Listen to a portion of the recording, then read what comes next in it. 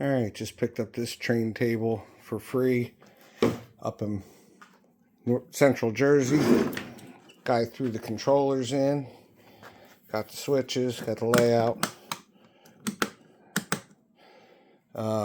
At this guy too, I gotta check this one out. He said this controlled the turntable, which he actually started taking it apart and said screw that. And it controls the turntable as well. So I definitely gotta look into this. So I was saying 5 side yards, turnouts, goes into currently 2 lines that go around.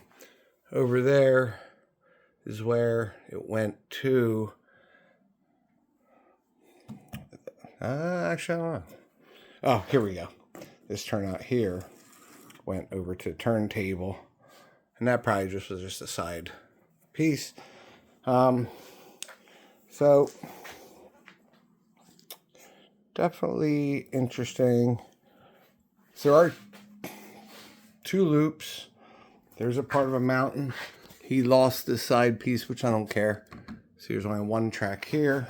We loop around. There's 2. Over there it goes into 1, into 2. Loops around here is 2. Goes under this bridge. Back into 1. And then through the tunnel, which then loops through here and then up and out and around. It's a lot of stuff here. It looks pretty good. The wiring is a nightmare. He said a cat got into it and chewed up all the wires. And I've never seen so many wires inside of a layout. But I haven't seen many layouts. But look at that. All this wire. Look, he did a good job. See a lot of numbers on stuff. Was not given a schematic. So just going to go DCC.